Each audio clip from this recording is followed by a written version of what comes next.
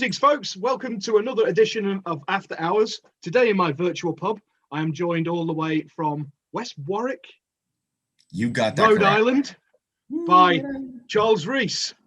Charles, thank you for joining me, mate. Pleasure, and I got to applaud you for getting my last name correct. Yes. Yeah, well, I asked you when we did the curse thing. So Yeah, I that's right. cheated. Yeah, people like to pronounce it Rice. Yeah. My last name's Portuguese, so it's actually the Portuguese saying. So it's like, nope, not Rice, it's Reese. Yeah. I make a point of asking now because I've screwed up people's names so many times, and I never do it when you can cut. I always do it when it's live, so I look like a complete chump. It's always the way, though, isn't it? If you're gonna fuck something up, it's gonna be live. Oh yeah. I do. I've done that so many times. I butchered so many names, but I just blame it on an accent that doesn't really. That's what I do. Really the issue. Yeah, I blame it on my flat vowels. That's what I do. It's my flat northern vowels. That's what it is. Yeah, we got the Bostonian in the Rhode Island area. Had like a Bostonian, kind of like a cross between a Boston and a New York accent. Yeah. So I can hear that sort of Massachusetts accent. Yeah. So you're originally from Coventry. We were just talking about. Yes. Which is quite interesting. So I used to go to a club called the Jailhouse in a city called Coventry, but completely not the same city. Yeah, the town I grew up in is a very the parts of it is very rural. It's like all like lakes, trees, and farms. And then other areas are like a small town. Yeah, I looked on the map today. Like I just pulled up the map, and it is basically a big green bit with a dot in the middle. Exactly. Well, when I grew up on for 8 years, I grew up on a chicken farm. Nice. I mean, it was small. I mean, we had chickens and geese and ducks, and then they all disappeared. And then I remembered eating a lot of chicken for a while. And despite that, even at that age, just shows how young I was. I did not make the connection that the chickens I was raising were the chicken that we eat. I never made that connection until I was like a little bit older. All the chicken's gone. Oh, this is nice. Eat chicken. Oh, you said geese, man. Geese are mental. My uncle Peter was a farmer down in Shropshire. And he had guard geese. They're basically like guard dogs, these fuckers. And seriously, you went anywhere near the gate and they'd just come at you, honking and stuff. I know. And I was only a kid at the time. I was like scared shitless. They look so innocent, and then really not. They can be incredibly vicious. Yeah. And I never knew they can hiss. No, that's what I was going to say. When they start hissing at you, it's like, Christ Almighty! You're like, what the hell is that? Possessed by the devil. Oh, good old. If the devil was a bird, it'd probably be a goose. It would be a goose. Yeah, to be fair, he probably would be a goose. Yeah, totally. Yeah, I've got to say, because I did a little like I say, I never really planned these. I just do the usual stuff. I just looked on the thing. Now I've ended up buying 2 books today because of you, because more lore from the mythos. Oh yes, I ended up buying both volumes. It's like excellent. They could go in my collection.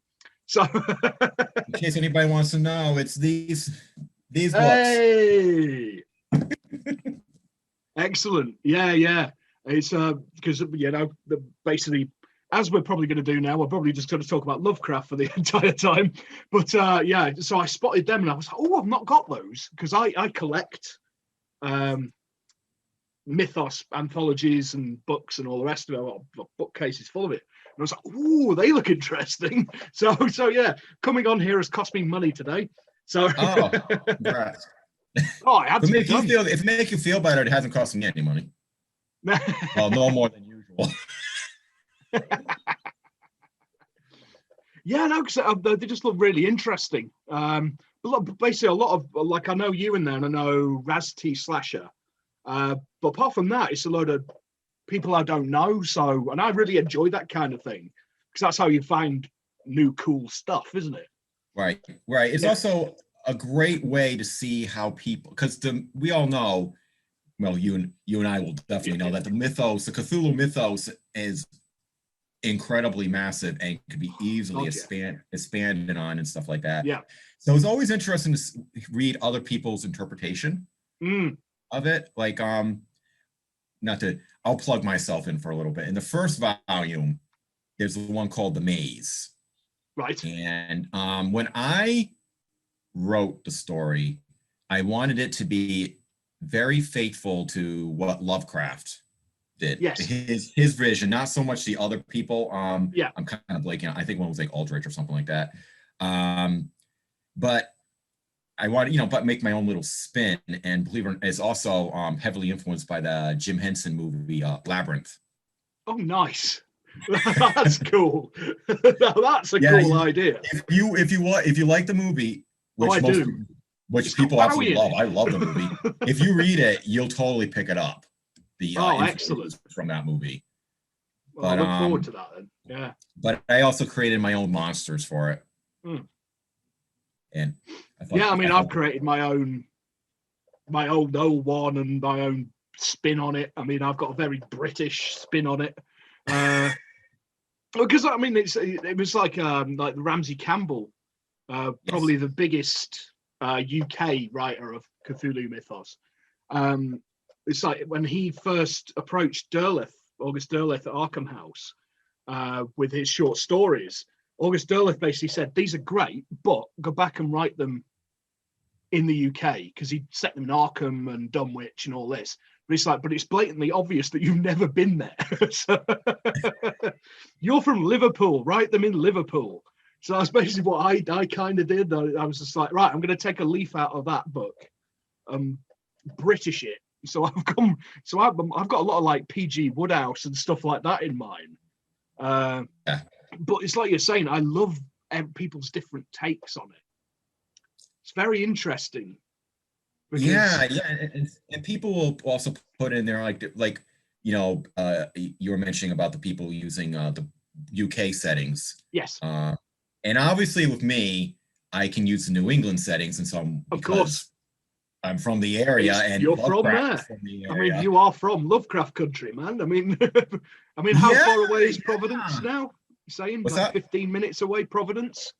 Yeah, Providence is about 15 to 20 minutes away. If there's no traffic, which there always is. Except during COVID times, there was like no traffic and get to Providence in like 13 minutes.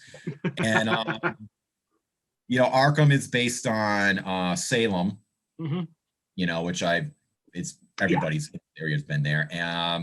Innsmouth is based on Rockport. Yeah, it was Newburyport was another influence, wasn't it? Or was that for Kingsport?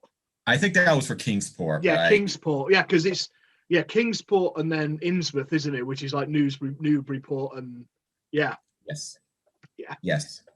And so obviously I got that kind of thing going on. So nice. Yeah, I am in Lovecraft country. Yeah.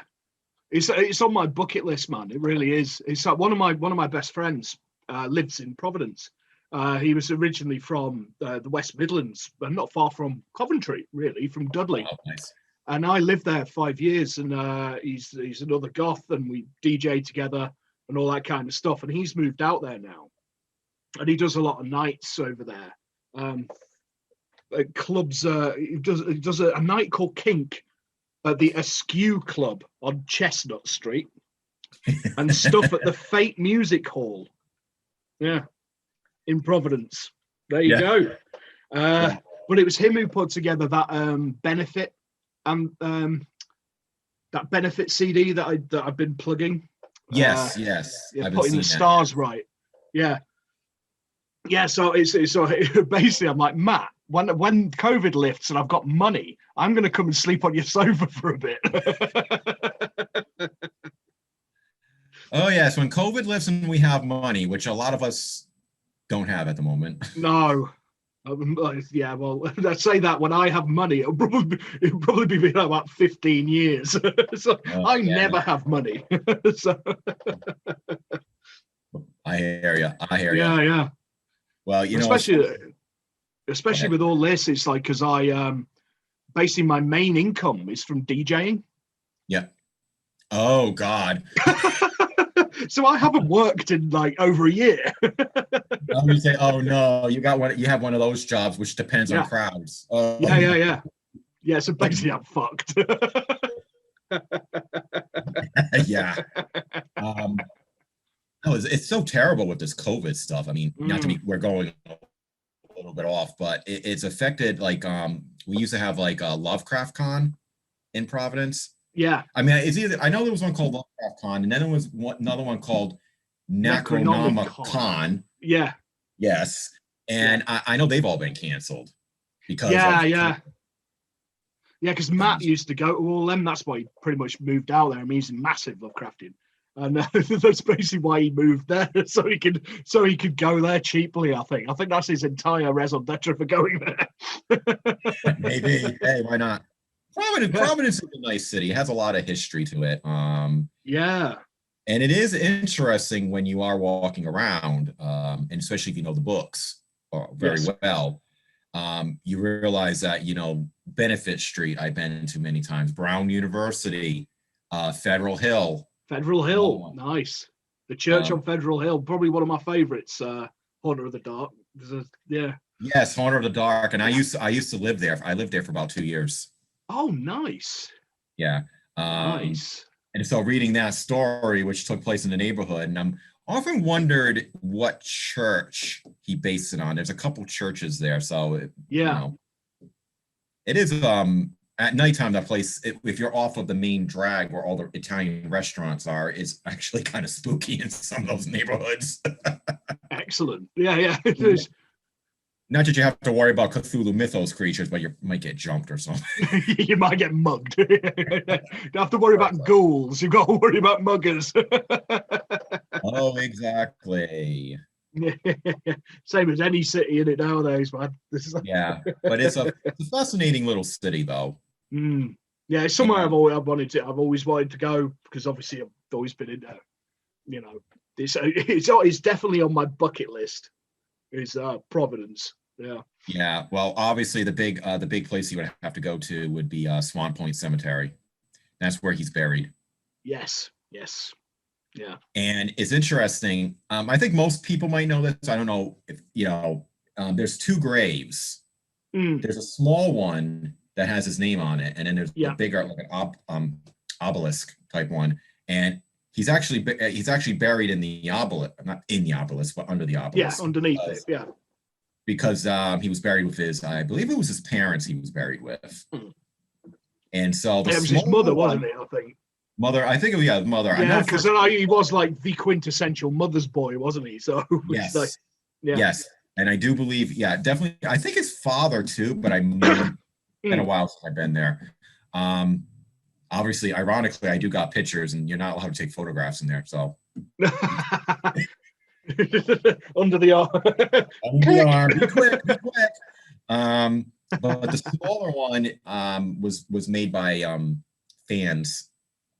Is that the one with the sort of with the plaque and the... That's the one that you always see the pictures of, obviously. Yes, that's not his grave. That's just I mean, it's right there, next to it, so it's not like very far. They are supposed to be building a statue to him in downtown Providence. I know they have the funds for it. I don't know if they actually built it yet. Hopefully it will get built with all the stuff that's going on today in the country with the political correctness and everything, Yeah. I mean, that's the first thing that crossed my mind, because I mean, we've had all that the problem over here with statues and all the rest of it. And and my take on it, not to get too political, I understand why some people want to get rid of some statues, because some of these were not built for kosher reasons. Oh, we're just honoring, I'll have to bring up the Confederacy. We're honoring General Lee, he was part of the war. And it's like, but why did you build it in Idaho? and and I understand that, but then there's to a point where then it's like, well, now you're just erasing everything. Yeah. I think there's got to be a line, hasn't there? I mean, yeah, I'm the same. I totally get why some of it, and then others it's just like, yeah. And let's face it, I think we can all kind of agree. A lot of people back in the day were not very nice people. No, definitely not. Yeah. I think we all know that. We all know that they were not very. I mean, I'm sure some were, of course. Oh yeah, yeah. We're generalizing here, but the vast majority of people, were assholes. Yeah. I mean, even this. I'm going with the. I did tours at a Revolutionary War museum, so I know a lot about the founding fathers, and they were the ones who were not slave owners. Had their heads stuck up their ass. I mean, they were snotty as hell. Yeah. John Adams was one. John Adams was not a slave owner, hated slavery and stuff like that, but he was also like the biggest snot on earth. Right. Yeah. So he's he's a better one. So he's like, and of course, for people who might not know, which I'm assuming if they're watching your show, they would fully aware that Lovecraft was how can we put it? A huge racist. Well, he was a xenophobe. It wasn't just race; it was anything. He was completely xenophobic. I think it was a genuine mental illness. Oh yeah. Yeah, I mean, that was one of the things I've noticed when I read The Call of Cthulhu. Was how he described the Inuits and blacks. I think the term he used was mongrels. Yeah. But I remembered him making derogatory comments about Polish and Italians too. Oh yeah. And Hunt of the Dark. You got the Hunt of the Dark was making derogatory comments about Italians in it. Yeah. I mean, it was basically anything that wasn't like him. He was terrified of it, and that included women as well. No, I mean, he's definitely not a role model. Wasn't a nice guy by all accounts, but in terms of that. But I think you've got to divorce the work from, as long as you know, it's like as long as you know when you're reading it that it's wrong. I think that's because it is. I mean, I'm a massive fan, and when I read it, I go, oh. Some of it's not too bad. Some of it's not bad, but in others, like I said, it's like, ooh.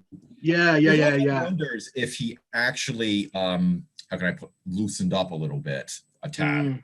Because I remembered Cool Air, the main character whose names I'm forgetting right now, was actually, I know he was Latino. And he was portrayed as being very cultured and smart. Yes, yeah. I wonder how much his wife had an influence on that, because that was the other thing. He was incredibly anti-Semitic, and his wife was Jewish. Yes. What did he very say? Very strange. She mentioned that one time. There was something I read that she mentioned that to him one time because he was viciously anti-Semitic with her. She's like, I'm Jewish, right? I'm paraphrasing here, by the way. Yeah. Well, I'm Jewish, right? And he goes, "You're not Jewish. You're my wife," or something like that. Something along that line. Yeah. It's bizarre, isn't it? And Yeah, and I think that's what people, because I'm bringing up they not cancel, but they sort of stopped printing those Dr. Seuss books. And I saw that in America. Yeah, it's yeah. I mean, you could still. Wasn't that to do with it? That was to do with an illustration or something, wasn't it? I don't think the story was the issue. I think it was his Dr. Seuss's illustrations. But isn't it kind of like enough is enough? I mean, it's like I said, it's such a hard balancing act. How can you make sure that because I mean, some stuff, like we're saying, some of it does need cancelling. Some of it does definitely need cancelling, and we do need better quality, and we do need all the rest of it. But some of it is just like I know when some streaming says, I have no problem with disclaimers on books or movies. No, I don't. I mean, that goes back to the old. Remember, like in the 80s, when records used to get that little disclaimer on the front, the parental advisory thing. Yes. Yeah. So I mean, I'm fine with that. I just get very like, so, when things start getting canceled culture. So, but that's what I'm wondering is like if are these people going to put up a statue of Lovecraft in the town square or the city square, and then be like, well, people want it torn down because he was Yeah, racist, which we all know. which we all know. Yeah, not making no excuses for it at all. No, but, you but can't make excuses. no, but he's such a big part of Providence's culture, uh, and all the rest of it, and like the arts and all that, and such a big part of it, and such a great Yes. legacy of people who've basically taken the good bits, like the non-racist bits, and made some really good stuff and some really really inclusive stuff as well. I mean, like, have you read Ballad of Black Tom by Victor Lavelle? No, I haven't. That's incredibly good. Incredibly Well, good. Yeah. well, it reminds me of the TV series that came out on HBO, Lovecraft Oh, Country. Lovecraft Country. Well, I've not seen the series, but I've read the book. Yeah. So yeah, I love the book. I don't know what the series is actually really acknowledges Lovecraft's racism and yes. used Yeah. it to create a sort of like allegory. Yes. I did like the TV series. I think it's some episodes, the first couple episodes, like 4 or 5 episodes, were like really great, and then after a while, kind of like, I mean, not to sound like a whiner, it's like, all right, white people suck. Can we at least have one nice one? Yeah. And I know it was the 50s, and it wasn't like a happy time. So, but it was like, yeah. Let's watch the rest of it now. Give me Cthulhu. He doesn't care. He'll kill us all. Well, it's like the Ballad of Black Tom is actually set during the Red Hook, horror Red Hook. Yeah, and it's set during that, and he's a black. The main character's a black musician, and it's sort of happening around at the same time, and it's just really cool the way it's all woven in, and you see it from the other perspective, and it's very well done, and it really I thought it was like it's only a novella, but it was one of the best things I'd read, like one of the best like Cthulhu mythos stuff of things I'd read in a long time, because it was just like, now this is interesting. Like, he obviously loves the subject matter, and he's turned it on its head. Yeah. You know? Yeah. A lot of people have done that. It's great. Yeah. It's brilliant. I love it when people that's what, back to what we were saying about the Cthulhu mythos and people's takes on it. Yeah. And I think that's why I like it. I mean, it's so rich, in the way people have done it, and you've got like, because obviously as well, like Lovecraft thing, it was like Lovecraft was very sort of, he was basically misogynist as well. Basically, if there was an ist, he was basically in front of it. Yeah. But there's like some amazing female writers who've taken it from that perspective. People like Anne K. Schrader and Caitlin R. Kiernan and Lucy Schneider and people like that. And I read some stuff by Ruth Anna Emrys. I think that's how you pronounce her name. That and sounds she was about doing right. and she was doing the Innsmouth thing. Yes. But it's almost done like love stories. It's just so like refreshing. It's just like, this is different. I like this. It's just Well, we were saying that the lore itself is so extensive. Anybody, and I encourage any writers who are listening, particularly non-white males. Yes. Two white males here, but I highly encourage them to take the mythos and make a spin on it. And I think people are, because I will say I know a lot of non-whites who actually like Lovecraft. Well, so do I. I mean, stories. And what's a better way of dealing with it than doing your own spin on it? It's perfectly capable of being done that way. Of course, and I think that's why it's had such a longevity as well, because people can really just do what they like with it. Really, if you want to take it, and the thing is as well, it's like it's like with any sort of scene or mythos or whatever, you're always going to get your purists, right? Yes. and they're the people that really piss me off.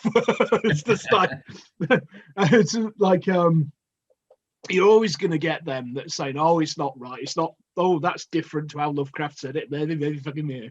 But it's like, but he welcomed it. He welcomed people taking it. I mean, he would basically incorporate other people into it because he wanted, you know. Yeah. I mean, I think he collaborated with and forgive me, I'm like blanking on the names. I think one was Derelict. Derleth, yeah, August Derleth, however you pronounce it. But there was a whole bunch of them. There's Robert Bloch, Yes, Robert E. Howard, Clark Ashton Smith. That's the other one I'm thinking. Lynn Carter, all these guys. But he incorporated stuff that he liked, like Ambrose Bierce and Arthur Mack and Robert Chambers. He basically went, I like that stuff, so I'm going to put that in it. Right. Yeah. Well, and I know there is I want to say, I forgot. I want to say Clark Smith, I think might have been this one, but Lovecraft had a more amoral kind of view of the universe. There's really no good or evil. Yes. Gods are kind of like indifferent. No, it was Derleth it was him who wrote a load of stuff from Lovecraft's notes after he died. And it was him who gave it an almost good versus evil, sort of almost Christian sort of thing. But it was also him who put that elemental slant on it, which I actually really enjoyed. Yes. Yeah. And so like that's another person taking it. But I like personally, I do like the elemental aspect, but I like the amoral aspect. So do I. Yeah. And humans are nothing, and we can all kind of say. I mean, I've got a massive nihilistic streak, so yeah, it just speaks to the nihilist in me. His stories, humans are worthless.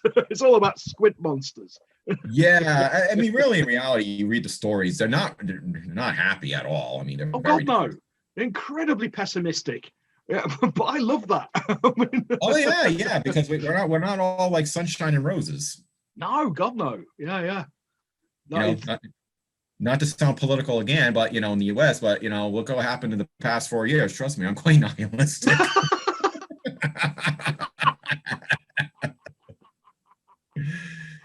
Yeah. I hate I don't want to bring up too much politics. No, less said about that. Vote your conscience. I will say vote your conscience, but I definitely have my own version of my conscience. Yeah, the less said about the last 4 years, the better.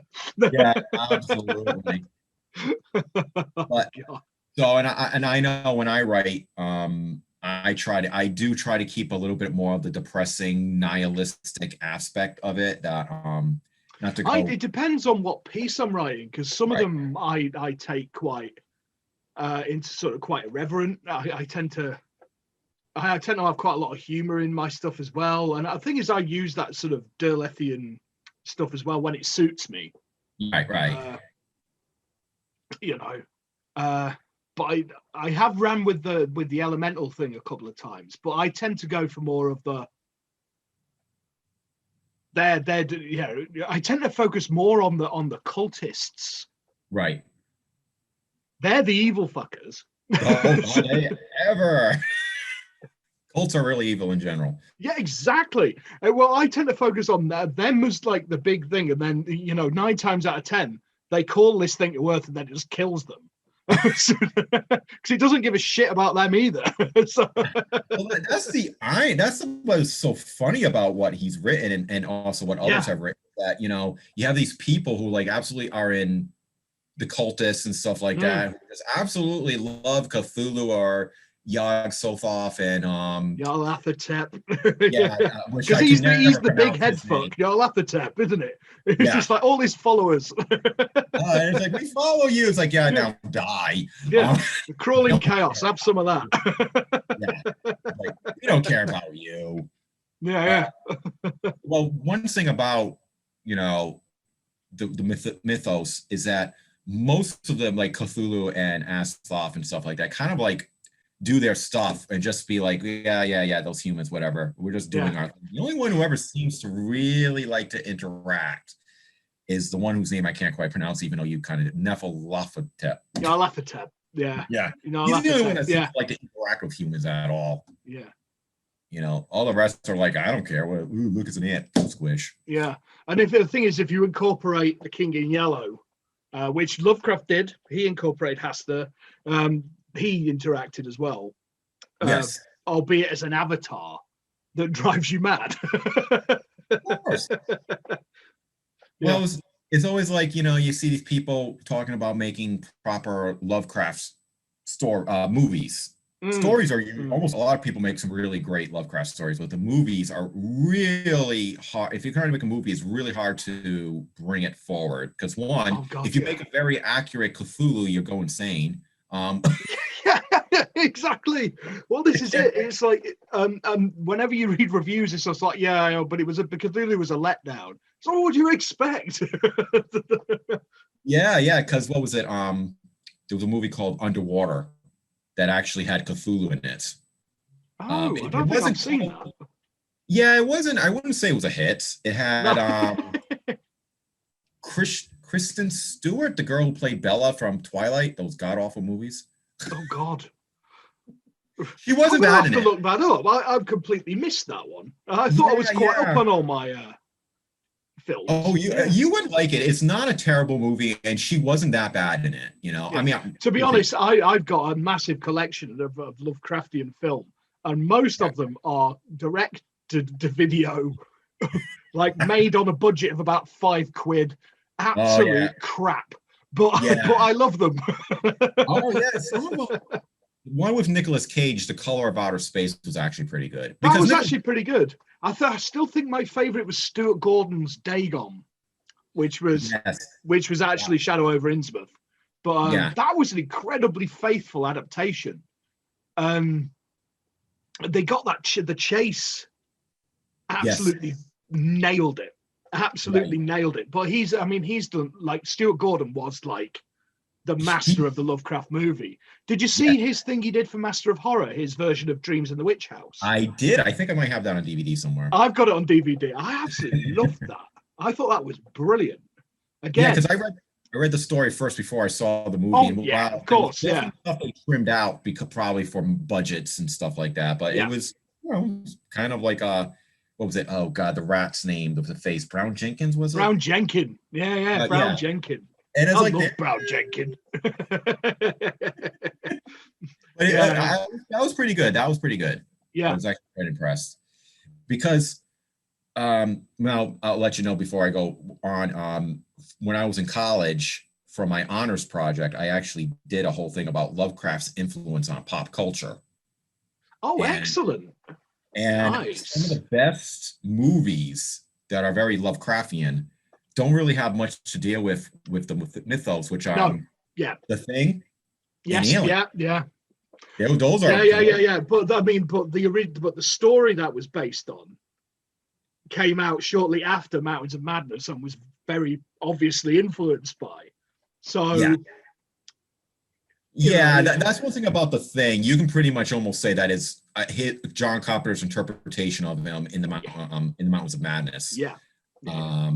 Well, it's actually got more to do with the Mountains of Madness than it does the actual story. Yeah. Based on. Speaking of which, I'm actually wearing my Mountains of Madness t-shirt. Awesome. Yeah, Miskatonic Arctic Expedition. I'll just show you what I got. It's not quite Lovecraft, but I'm getting a little honor to Freddy Krueger. Oh, nice. I like that. Yeah. You can't go wrong with a bit of Freddy. Yeah. I'm quite, like I said, I'm quite the horror fan. So same. Yeah. It's like it was just a given that I was going to be a horror writer. I mean, it was just, Yeah. When I'm trying to think, when did you start writing horror? Like even I actually started writing probably the beginning of 2019 was when I actually sat down and started actually writing. Right. I got my first got published at the end, like December 2019. Oh, so yeah, it's not that long ago, really. I got my first story published in a book called One Night in Salem, and that was 2015, 2016. Yeah. And that surprisingly has a Lovecraft reference in it. A lot of my stories have a reference to H.P. Lovecraft's world. Yeah. And yeah, sometimes even my stuff that is nothing to do with it has a bit of a nod. So. Right. Like with One Night in Salem has a story of mine called Maiden from the Sea, and it was actually about these college age kids on a boat, and they get teleported back to 1723. Cool. And there's one of them mentions about attending Miskatonic University. Hey. Yeah, I've actually mentioned that loads of times in my stories. Some university in Massachusetts. Right. Well, yeah, I do it all the time, and it's kind of fun when other people do it, you know. Oh yeah. And I've know some other stuff I've read. I've seen like the little references. Sometimes they'll take the names of like Cthulhu and make it a little bit twisted, a little bit like Cthulhu or something like a take on it. I know. Well, that was the thing is Lovecraft did that himself because you had Tulu, didn't you? And yes, Cthulhu. And and that was brilliant when he was asked when somebody asked him how you pronounce it. He said, "Well, you're not supposed to be able to pronounce it. There is no right and wrong way of pronouncing it." Because I've had this argument with somebody before. No, it's pronounced Cthulhu, and I said it's Cthulhu. But there's no right and wrong way because there isn't. The human mouth cannot pronounce it properly. Yeah, I think that's the thing is you're not supposed to understand the language, so technically you're not supposed to understand how to pronounce it. Exactly. There you go. I personally, I've seen most people who pronounce it like with movies, and other people have said, it sounds like Cthulhu is the most common one. Yes, but there's many different ways of pronouncing it. Yeah, it's Cthulhu, Cthulhu. There's many. Yeah, many ways. I saw one that was like Quatulu or something. Yeah. It's where you put the emphasis. I think is what changes. And I say Cthulhu. Yeah. Just rolls the easiest off my tongue, I guess. Well, I mean, but but I forgot. I know there's also different ways of spelling it, but I know Stephen King, when he's mentioned Cthulhu mythos in his stories, and which he's done quite a lot. He has actually. Randall Flagg. Randall Flagg, yeah. It's Nyarlathotep. Yes. He's actually said it's Nyarlathotep. He's an avatar of Nyarlathotep. Yes. And he got Yog-Sothoth motors. Crouch End is one of my favorite Stephen King stories, which is all with all the Shub-Niggurath references and Yog-Sothoth and all that. And I think that one actually referenced, my opinion. I haven't read every single Stephen King novel out there, I will admit, because they're like about to be this big, what? Huge. So there takes a lot, and I think Crouch End was made the most references to Lovecraft.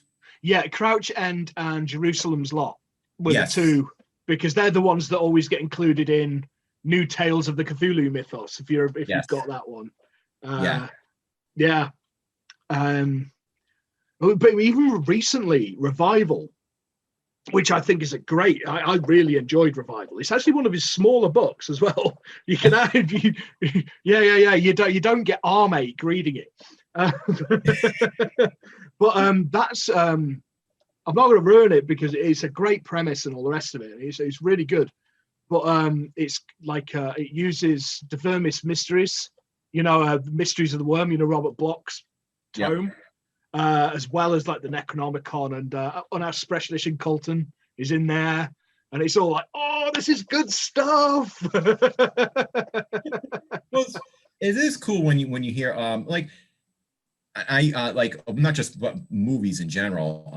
Like I said, my report I did for class actually didn't so much focus on books. I focused on like movies, music, video games more because I found out. Oh, nice. Yeah. It was like look at the Evil Dead. I mean, Evil Dead, Necronomicon, and a few other ones. Necronomicon's mentioned a lot in different movies. I actually, when I was younger, I thought that was a real book, like an actual book you can Well, it doesn't help that you had the Simon Necronomicon in all the like when I was growing up in all the sort of occult weird shops, you had the Simon Necronomicon in there. Yes. And all the rest of it. And I actually thought that's like what next to Anton LaVey's Satanic Bible, you know. Yeah. I used to have those. So yeah. Yeah, same. Necronomicon and the Satanic Bible. yeah. I think everybody did at one point. And everybody who's got a sort of like interest in the sort of darker side of things, I think we've all owned them at one point or another. Oh yeah. I mean, you kind of have to. I mean, they're classics in their own way. Yeah. Got to be careful. You never know who's watching this. And the next thing I'm going to get Facebook messages like, "You need Jesus." Oh, I haven't gotten that in a while. It's been a couple of years. I try to be. I think people usually take one look at me and decide that I'm far beyond saving. Right. I still have that good boy look, I guess. I don't know. Yeah. Well, you know, you're clean shaven and all that, you know. Yeah. Yeah, well, that's because I look nasty in a beard. Not because I'm trying to get all good looking. I just look really nasty in a beard, so I just pull it off. Yeah. Well, this is it. I mean, I just don't look right without facial hair. I really don't. I hate it. Hey, whatever makes you Whatever you know? works, man, isn't it? You know, it's just But speaking of that, I have had some people send me some, I wouldn't say nasty, but definitely like, you know, you need Jesus type messages on Facebook. And one guy actually said, I won't mention his name, of course. No. Like, maybe you should stop praising Cthulhu and praising Jesus more. And I'm like, well, what's the fun in that?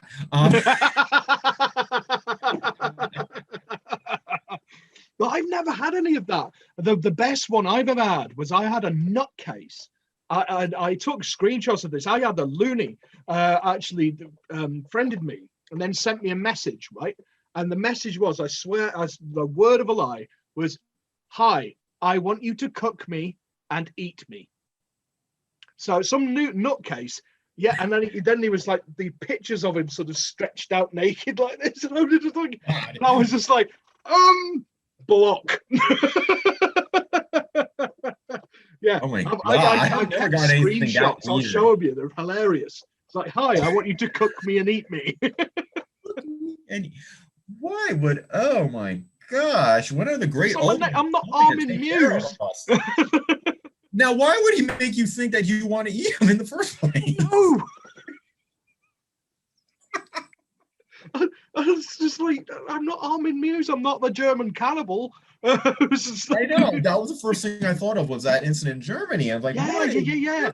But, that was the first thing that came in my head. I was just like, what? Yeah. That's the best one. That's the best one I've ever had. Yeah, you beat me. Might as well were like, you're going to hell, you need Jesus. Right. And you might want to know why, and I will say this, why I've gotten that is because I used to go to a Baptist church, and some of the people I'm still friendly with.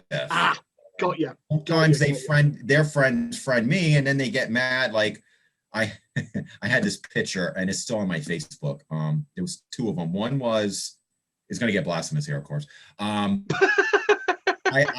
Did I do it for Easter? I might have done it for Easter one time, but it was showing these people at the tomb of Christ getting resurrected, and they're all using Febreze on him because he smells after 3 days.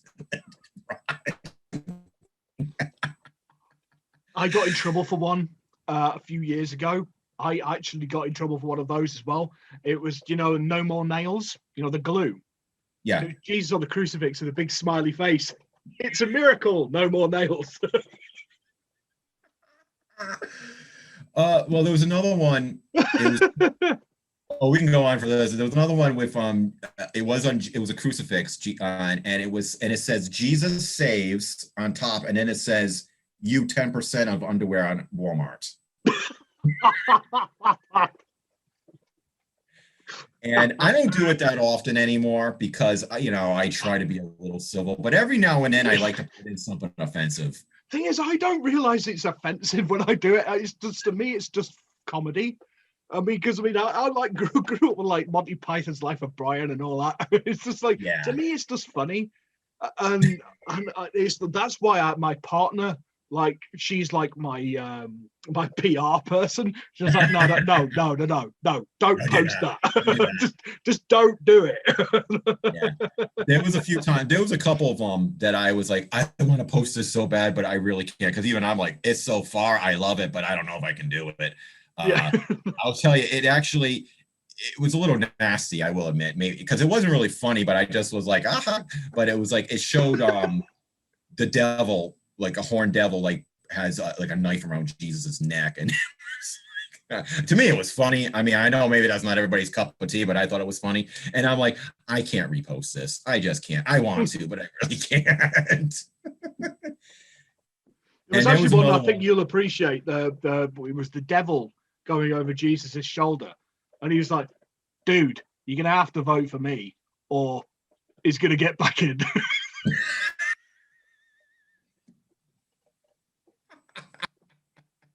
You know what I mean now? I'm not saying it, but yes, I know what you mean. I know what you mean. Yeah. What was it? I had this, I think I do have this one still on my, and I got some nasty messages from it. I thought it was hilarious, but whatever. Zombie apostles, and it was a picture of the Last Supper. Yeah, you can see where this is going. And they actually had Jesus on the table, and the apostles were zombies and eating him. It was like eating the body of Christ. I'm like, well, that's not far off. Boy, this is really going off topic, but yeah, it always does on these chats. It always does, mate. Yeah, yeah. I mean, I think over here we're a lot more. We like when it comes to like religion, we don't really care very much over here. Well, obviously in the US, you've got to be very careful. Well, I think we can actually go turn it back to Lovecraft. Hey! Some people have used, like, and I think Lovecraft was the same way. He was using just like, because he was definitely not pro-Christian. Oh God, no. No. And so I definitely think he was using, and I've used my stories too, and I'm sure you have too, to sort of go against the grain, the society grain. And now New England is not the Bible Belt. We are not like, there are people that are there like that, and I don't want to make it seem like every holy roller is a bad person. Actually, no. It's like any group. It's like I've always said, every group has awesome people and arseholes. Every group, that's just the way of the world. It's the way of the world. And so people have used his writings to sort of like make a commentary or go against the grain. Obviously, Lovecraft, particularly him, is portraying a universe where humanity means diddly squat, cosmicism, I think it's called, and that there's no purpose in life. And it's like, well, that's definitely going against the Christian narrative. Yeah. I mean, definitely. I mean, like I said, because I mean, he basically Lovecraft was a nihilist, pretty much, but he was also very much for science at that point. Yes. And at that point in history, if you followed science, you didn't follow religion. You couldn't have. Yes. You couldn't have both. You couldn't have both back then. You either if you followed science, you were against God. If you were with God, you were against science. That's just how things were. I think things were very, very black and white back then, wasn't it? It's just, I mean, it's just through ignorance, really, because and basically you had like two camps: people who believed and people who believed in science. And actually, unfortunately, in the States, but I'm pretty sure we're not the only country. I just think it's worse here, in my opinion. Is we're kind of going that way again. Is either you are for God, Jesus, whatever, or you're for science. And if you're for science, you're a liar and you're making it up and you're a part of an evil conspiracy. The only difference is, again, not trying to get too political. Like I said, I don't want to paint everybody in a brush. Sometimes that one side, as all God, will use false science as long as it goes against certain groups of people that they don't like. That's yeah, but I think the thing is, I mean, again, it's like what we're saying. I mean, like, it's not all of it's not everybody, because I mean, no. like some of the Christian people in America are some of the nicest, best meaning people in the world, but it's more so the people who use it as an agenda for their agenda, like all Yes. these QAnon Oh yeah, QAnon. Oh my God, I nutcases. can't believe people believe that crap. I know. I didn't know what it was until I clicked on a thing. It was like basically we came up, what is QAnon? So I clicked it, and it was like down the rabbit hole. I mean, I don't want to make fun of people, but QAnon people I have to make fun of, because the stuff they believe in is just like, oh my gosh, the stuff that Lovecraft wrote is far more believable than any of the stuff you talk about. Oh yeah. Giant squid-faced monsters rising out of the Pacific is far more believable than some of the crap that they believe on these. I mean, because it's all on these like message boards, isn't it? And and it's like you read it, and it's like, well, one, and I will say this, and I have pointed it out before, that a lot of those conspiracy theories, some of them are really entertaining. I will admit it. QAnon is scary, in it that these people believe it, but you know what? Some of their beliefs are like incredibly good for horror movies. But the irony was, I swear to God, they're ripping off horror movies. Like QAnon seems to rip off like Rosemary's Baby and The Ninth Gate. Ninth Gate, I thought of that. Yeah. I'm like, even the one, again over here about the Wuhan virus, the COVID, about how it was like released from purposely. Did you ever see the supposed logo, which looks exactly like Umbrella from the Resident Evil video games? Evil, yeah. Well, the other one I thought about when I read that was 12 Monkeys. Yes, 12 Monkeys. Yeah, 12 Monkeys. It was just like... and it's like, really, it's like, I don't know. That's why I have a good friend. Sometimes I have to go in with one ear out the other, but he's like very much into some conspiracy theories. Yeah. Luckily he's not a QAnon person. He thinks they're nuts, which is quite surprising considering some of the other stuff he says. Yeah. No, I one of my best friends is this frazzled old hippie, right? He's one of my best friends of all time. But he believes any of these conspiracy theories, like chemtrails and all this kind of business, right? But he sat there and went, nah, that's bollocks. Well, it shows how sometimes, and I think QAnon is beginning to eat itself because of their prophecies are not coming true. And notice they keep pushing the date back. Yeah, and I think another group of conspiracy theories, there was kind of one happened a couple of years ago, the 9/11 attacks. There's been a ton of conspiracy theories, and like downright insulting, like. Yeah. Well, I actually read some of these, and I was kind of like, that is incredibly like really offensive to people's memories. Like these people who died in this bloody tragedy, and you're trying to say, oh, it was the government, Yeah. Well, I'm not to get off. I'll go back to that in a second. But there was, of course, one of America's favorite pastime, it seems, is mass shootings. I'm an American. I can rail on our society as much as I can. Yeah, I'm just going to keep quiet at this point. Let me get in trouble. Let me get in trouble. But the Newtown one, which was actually not that far from where I live, a couple hours in Connecticut, where the guy took a. Is that the one? The fault. Some of them were saying it was false flag or something. Yeah, and these people went up to these people's houses demanding to see their children who were murdered their birth certificate, and I'm like, how nasty can you be? There was one you've got that governor, haven't you? That Marjorie, whatever her face is, who's perpetuating this Taylor Greene woman. Oh, Green, yeah. Who was basically like, she was the one who believed that it was a Jewish space laser that caused the wildfire in California. It was just like, what the fuck are you on, woman? It makes you wonder, though. I mean, do these people really believe it, or they are just playing up to a base? Well, this is what I always wonder. I mean, this is what I mean about people using people like things for an agenda. I like the idea. I love the idea. That would make a great novel, Jewish space lasers. It's a Death Star, isn't it? Basically, I think she watched Star Wars and thought that was real. That was part of the conspiracy. I actually knew somebody. He was a I liked him. His name was Mike. He was like, woohoo, on planet Mars. But he believed that there was this massive conspiracy to bring about like the New World Order and stuff like that. Oh, that old chestnut again. Yes. Yeah. And there were music groups and movies that were trying to give us a signal that it was going to happen. The subliminal messages. Yeah. One of them was like, the guy was like insisting, I love the rock group System of a Down. Oh, yeah. And he was insisting that they were warning us subliminally that there was that the New World Order was coming. One song particularly, the photo mushroom people sitting around all day.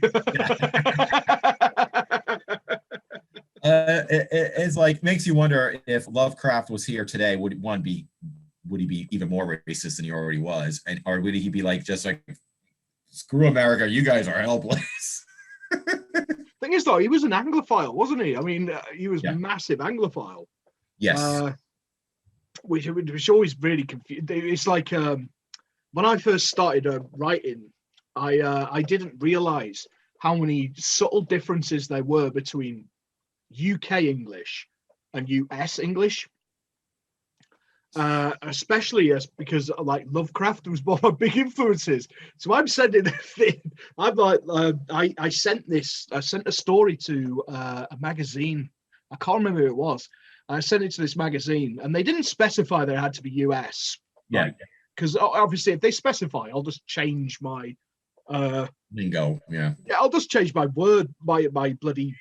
You know what I mean? Yeah, I know what you mean. I'm like blanking. My spell checker, that's what I'm looking for. Yeah. I'll just change the spell checker to US. It's easy. I didn't realize, and they sent it back and said it was a good story, but it's riddled, they said, with spelling mistakes. And I was like, no, it's fucking not. And I kept putting it through spell checkers. And then I was like, yeah, I get it now. When I changed it to US, it was like, okay, I get it now. I hadn't actually realized because Lovecraft, all the stuff, because he actually wrote in UK English. He did, and use a lot of the slangs like torch. Yeah.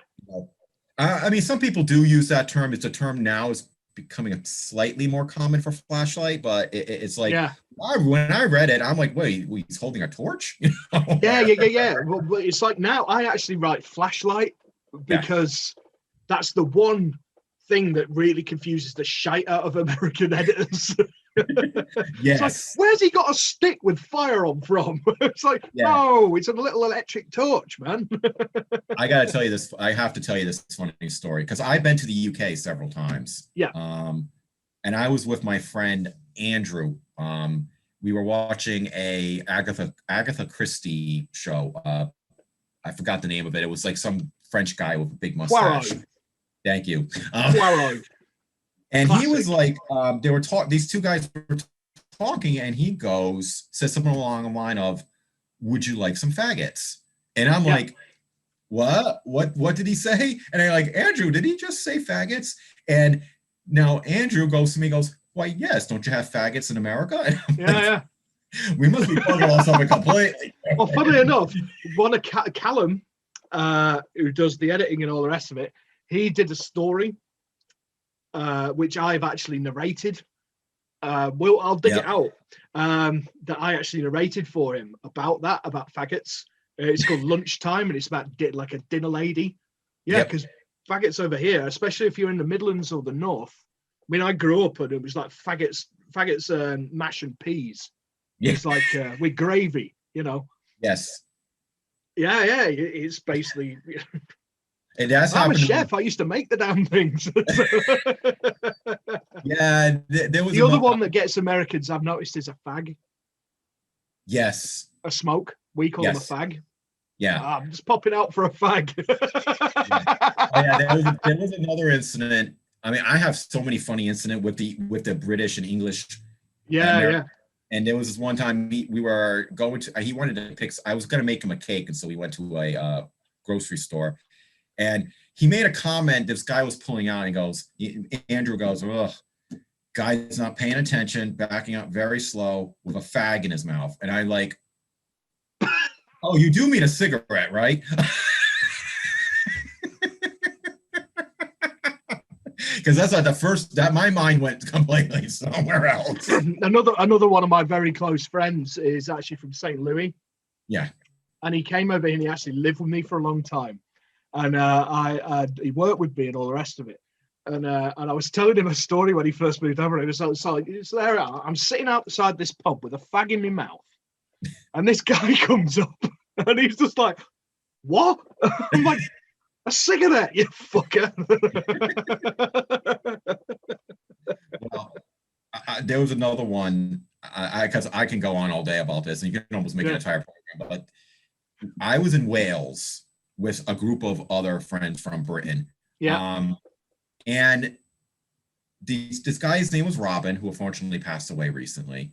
And he was chatting with us, and he was saying that now they were older gentlemen, and he goes, oh yeah, the group we're meeting up with, they want to take us on a walk that's very gentle, because the guys told me he wanted to make sure us geriatrics can walk.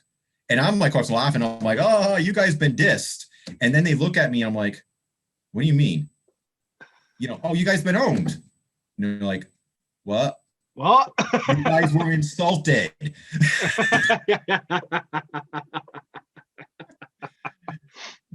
Good times. Oh, but yeah. But I will say there's been a few times when I've read Lovecraft, and I had to use a dictionary to look up some words.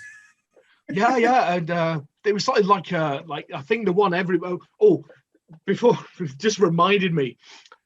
When I was a kid, I had it wasn't the original Arkham House, Outsider and others. It was the paperback, the pulp, the one that they mass market job, right? Yeah. Mine had a misprint. And I don't know how many of these had a misprint. And I can't remember what story it was, but it's one of the first in the first paragraphs. And it says, and under a gibbon's moon. Instead of a gibbous moon, a gibbon's moon. So I had this image of a monkey's ass hanging in the sky. It's my favorite misprint of all time. A gibbon's moon. Oh gosh, yeah, some misprints. There was a famous Bible misprint. You might have heard of it, where the one where it says "Thou shalt commit adultery." Yes. Yeah. It's like, we couldn't get that one now, could we? Yeah. Thou must commit adultery. Yeah. Oh God, what is the typesetter having a laugh, wasn't it? Yeah. Yeah, I swear that must have been done purposely. Yeah, exactly. It was obviously somebody having a laugh, wasn't it? It was like, wonder if anybody will notice. Yeah, right. Well, I mean, misprints are kind of common in most books anyway. Oh God, yeah. Usually ones that are really easy to spot, but you didn't spot them when you were editing. Yeah, that's happened to me too. It's like, how did I miss this? Yeah. Some of them were blunt, and I'm like, how did I miss this? Yeah, and it always like sticks out right in the middle of the page. So every time, even if you're just flicking through, you can see it. I can see it. And it's like the whole story is just super long, one error, and all I can see is that one error. Yeah. Oh man, yeah. I think we've all been there. We've all been there. Yeah, so I think it's safe to say that, like myself, like Lovecraft has made a big influence on you. Yes. So what sort of thing what are you working on now? You working on anything? I'm working on 2 projects right now. I'm working on a novel. Nice. Alien invasion novel. Awesome. I'm a big fan of like War of the Worlds, the original H.G. Wells. And brilliant, isn't it?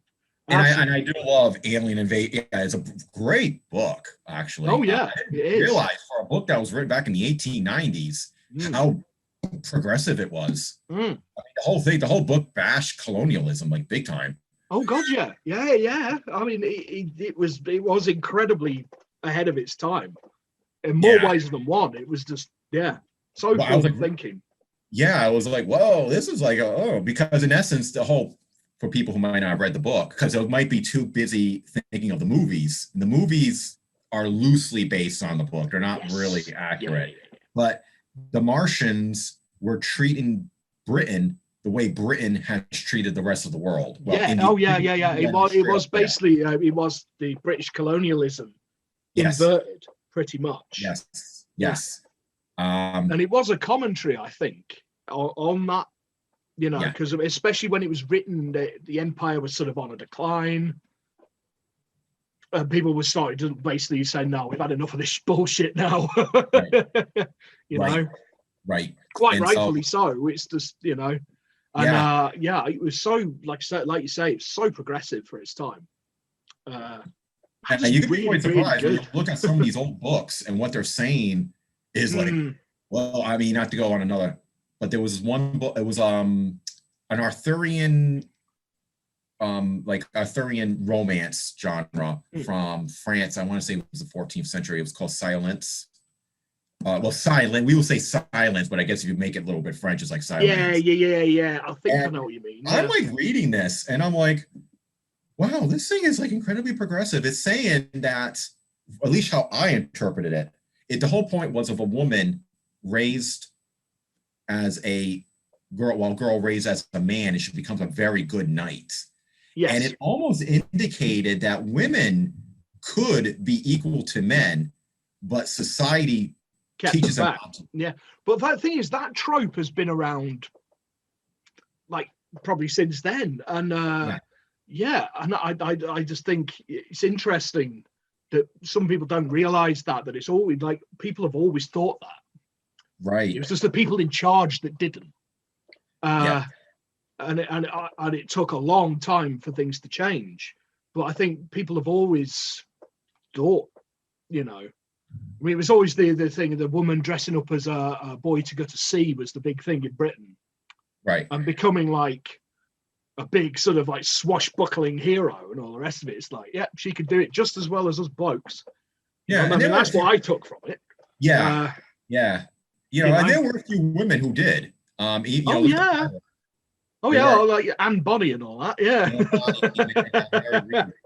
You know, God, yeah. But, you know, so like I said, something you could, like I said, I think that's why reading some of these old books are very important for people, realizing that nothing's new under the sun. For what? Well, I don't mean that way, but you know, you know, I'll go like there was a song I was listening to that's from the 1950s, Mississippi, Goddamn It. Look it up, read the lyrics. It's actually like kind of like not rock, but like kind of like a little bit like R&B and jazzy a little bit. And you're reading the lyrics, and I'm like, oh my gosh, nothing has changed in the past, like, you know, 70, 80 years. What she's saying can be applied to what's going on, particularly in the US, but I'm sure other parts of the world today. I think that a lot with music. It's like, so I like a lot of Delta blues. Yeah. I like a lot of Delta blues and things like that. And some of the stuff they're saying. Yeah. It's so, but even if you go like it's like there was one I was listening to earlier because, you know, I'm a massive fan of like my 80s synth pop, and I love Soft Cell. And they did a song, Chips on My Shoulder. And it was all about lines like, I'm making a stand while I sit on my arse and all this kind of stuff. And it's all about the sit-at-home protesters. And I was just thinking, this could be an anthem for Twitter. It could be. I mean, I'm just thinking that when you were mentioning, I was thinking of that. Yeah, it just really, it could. It was just, you know, you know. Well, look at this. Again, I'm going to have to go with America, what's going on here, but I know what's going on in Britain too, and France and other stuff. But there was back in the late 80s, you might remember this one group called NWA, and they had a song. I remember NWA. Yeah, they had a song called, you know, "Fuck the Police." Yeah, what's the whole song about? They were angry that cops were shooting unarmed minorities. Well, geez, look what's going. Well, I mean, with the whole George Floyd thing, I mean, it was just, I mean, you had a whole bunch of them at that point, that time.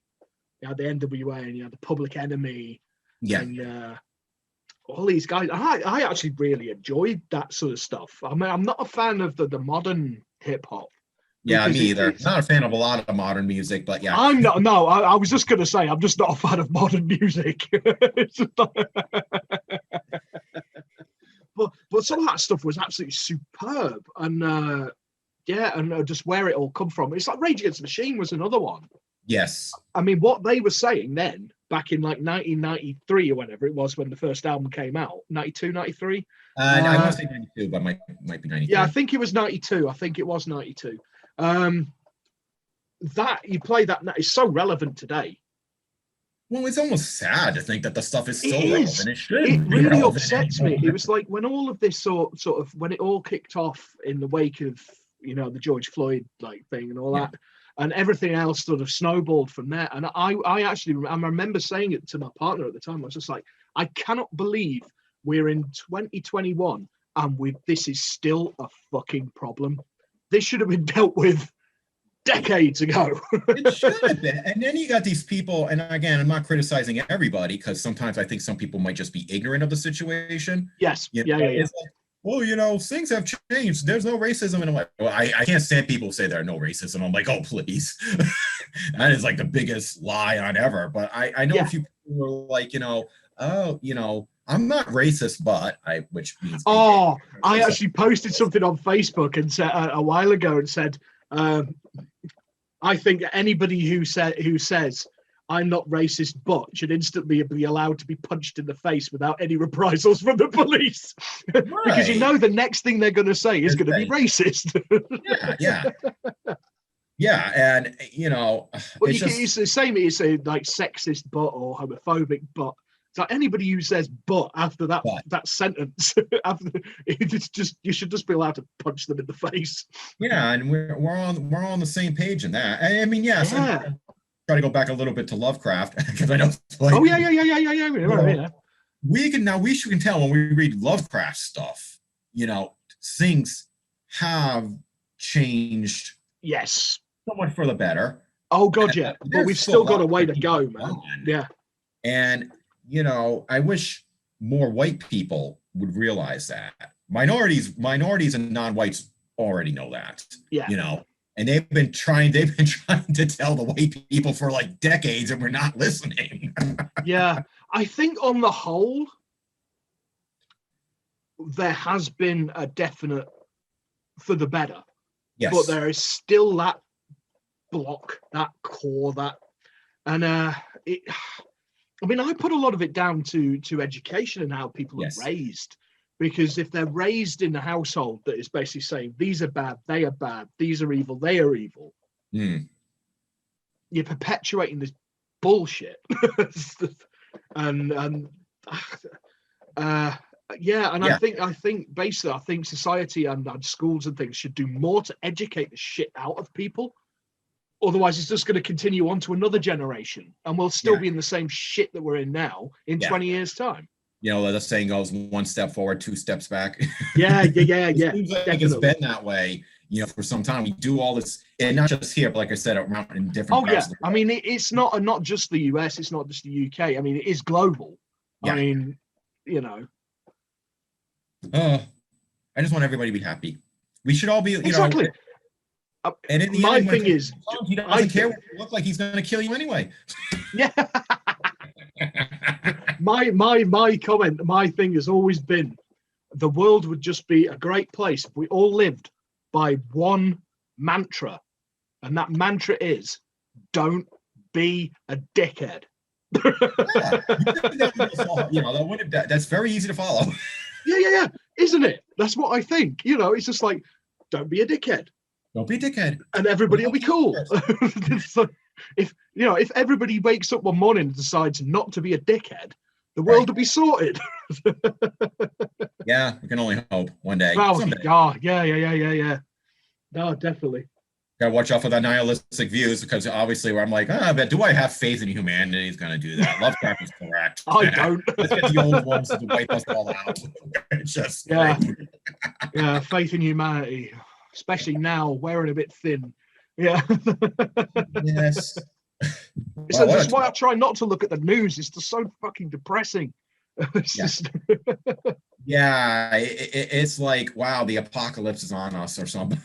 Yeah. Or the saying goes, so this is why space aliens won't visit. That's why we've not made first contact, because we're still being dickheads. Yeah, it's like, oh, we can't even treat our own species right because their skin color is different. Imagine if they have like 5 arms and 2 heads.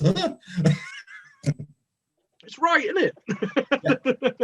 Probably sitting up there going, it's not worth it, mate. It ain't worth it. We're good. It's just not worth it. Let's find another planet. One that's a little bit more cultured. Yeah.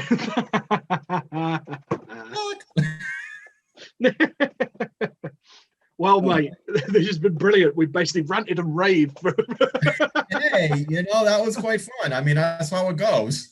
Yeah, exactly. No, it's absolutely brilliant, mate. Right, I'm going to start winding this up. Right, so if you want to check out Mr. Reis's Facebook thingamabob, it is www./ Charles Cthulhu. You gotta love that. You gotta love it. You can tell where this man's where my mind is. You can tell where his influences come from, can't you? And it gets even worse when you get to his Instagram. Okay. Which is instagram.com Cthulhu Dawn 1979. Cthulhu Dawn 1979. Brilliant. Yeah, if you want to check out like I did. I have a YouTube channel with games and other stuff, and that one's called Ninja Cthulhu. Ninja Cthulhu. That'd be great. Cthulhu and ninjas. You need to write that. I know. I was thinking I should make that a logo. You should do that. The tentacles. Yeah. Oh, brilliant. Yeah, I made you a universal author link earlier, so people could go and check out and do what I did, which is buy them 2 Cthulhu Mythos anthologies. And made positive reviews. Yeah, that's viewauthor.at / Charles_Reis. That's viewauthor.at / Charles_Reis. Yeah, 2 planes should be like Cthulhu Man or something. Yeah, I should have done that. I really should have done that. Tentacle Boy. Tentacle Boy. That was a superhero. Super Cthulhu. Oh gosh, we can get this forever. Right, yeah. Thank you for having me. Oh no, thank you for coming on. You'll have to come on again and we can carry on this rant and this basically put the world to rights. Okay, if you want to keep up with my literary misadventures, that is Tim Mendes WordPress. What am I doing? Yeah, Tim Mendes writer.wordpress.com. That's Tim Mendes writer.wordpress.com. And I have a newsletter, which is tinyurl.com / Tim Mendes newsletter. Charles, awesome. My pleasure, mate. This has been brilliant. Thank you, Tim. It's always nice to talk to a fellow squid head. Yes. Isn't nice. It? Yeah. It's nice. And thank you all for watching. And I'll be back with you next week, I imagine. See you later.